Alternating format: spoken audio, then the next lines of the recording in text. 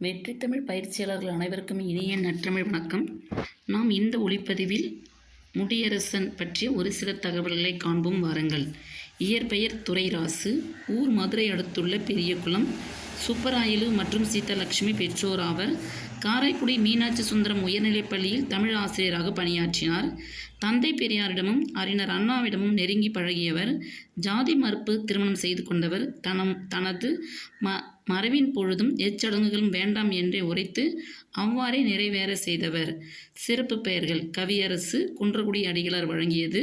குன்றக்குடி அடிகளார் வழங்கும் மற்றொரு பெயர் சங்கப்புலவர். அறிஞர் அண்ணா அவர்கள் தமிழ்நாட்டு வானம்பாடி என்றும் திராவிட நாட்டின் வானம்பாடி என்றும் போற்றுகிறார். வீறு கவியரசர் என்றும் அழைக்கப்படுகிறார். தந்தை பெரியார் அவர்கள் பகுத்தறிவு கவிஞர் என்று அழைக்கிறார். மொழி ஞாயிறு தேவநேய பாவனர் அவர்கள் பாவரசர் என்று அழைக்கிறார். மு. கருணாநிதி அவர்கள் கவி பேரரசர் என்று அழைக்கிறார். இரண்டாம் புரட்சி கவிஞர், பாவேந்தர் வழி தோன்றல், கவி மாமன்னர், கவி சிங்கம், 20ஆம் நூற்றாண்டின் இமய கவிஞர், தமிழ்த்தவம் கொண்ட தலைமை கவிஞர், தன்மான கவிஞர், தமிழ் இசை பாவலர், மரபின் மைந்தர் என்றெல்லாம் போற்றப்படுகிறது. இவருடைய படைப்புகள்: தமிழ்நாடு அரசின் பரிசு பெற்றது முடியரசன் கவிதைகள், காவிய பாவை, கவியரசின் முடியரசன், தமிழ் இலக்கணம், வீரகாவியம், இதுவும் தமிழ்நாடு அரசு பரிசு பெற்றது.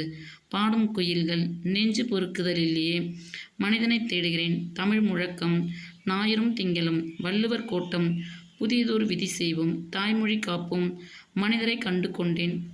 இவையெல்லாம் அவர் எழுதிய படைப்புகள். மேலும் அவர் எழுதிய காப்பியம் ஊன்றுகோல், இது பண்டிதமணி கதிரேச செட்டியார் பற்றியது. பூங்கொடி, பன்மொழி புலவர் அப்பாத்துரை, உலக மொழி காப்பியங்கள் 3 நாள் ஒன்றாக கருதப்படும் சிறப்புடையது பூங்கொடி என்று வாழ்த்தினார். வீரகாவியம் வாழ்க்கை வரலாற்று நூல். சீர்திருத்த செம்மல் வைசு சண்முகனார் பற்றியது. ஊன்றுகோல் பண்டிதமணி கதிரேச செட்டியார் பற்றியது. பூங்கொடி மணிமேகலை பற்றியது. ஐம்பெருங்காப்பியங்களாகிய மணிமேகலை பற்றியது. தன் வரலாற்று நூல் அப்படின்னு பார்க்கும்பொழுது பாட்டுப்பறவையின் வாழ்க்கை பயணம். கடிதம் பார்த்தீங்கன்னா அன்புள்ள பாண்டியனுக்கு, அன்புள்ள இளவரசனுக்கு. சிறுகதை பாருங்கள், ஏன் கோவின் காதல், இளம் பெருமழுதி. கட்டுரை, எப்படி வளரும் தமிழ். சிறப்பு: இவர் தமிழில் பிற மொழி கலப்பதை வன்மையாக கண்டித்தார். இவரின் கவிதைகளை சாகித்ய அகாதமி இந்தியிலும் ஆங்கிலத்திலும் மொழிபெயர்த்து வெளியிட்டுள்ளது. இவரின் படைப்புகள் தமிழக அரசால் 2000 ஆண்டு நாட்டுடைமையாக்கப்பட்டது. அறிஞர் அண்ணா இவரை தமிழ்நாட்டு வானம்பாடி என போற்றினார். பரம்புமலையில் நடந்த விழாவில் குன்றக்குடி அடிகளார் அவர்கள் இவருக்கு கவியரசு பட்டத்தை வழங்கினார். பாரதிதாசன் அவரை என் மூத்த வழித்தோன்றல், எனக்கு பின் கவிஞன் என்று பாராட்டினார். தம் கவிதையின்படியே வாழ்ந்து காட்டிய கவிஞருக்கு எடுத்துக்காட்டு இவர். தான் ஜாதி மறுப்பு திருமணம் செய்து 6 ஜாதி மறுப்பு திருமணம் செய்து வைத்தார் தன் மக்களுக்கு.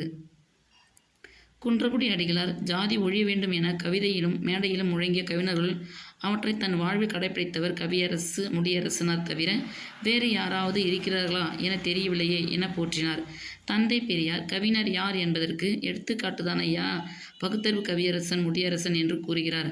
பேரறிஞர் அண்ணா அவர்கள் திராவிட நாட்டின் வானம்பாடி என்று போற்றுகிறார். மு. கருணாநிதி அவர்கள் திராவிட இயக்கத்தின் முன்னோடி கவிஞர். திராவிட இயக்கத்தின் ஈடு இணையற்ற தல கருத்தர்களில் ஒருவர். 1940க்கு பின்னால் திராவிட இயக்கத்தில் சார்பில் 40க்கும் மேற்பட்ட இதழ்களில் கொள்கை முழக்கம் செய்தவர் கவிஞர் முடியரசன்.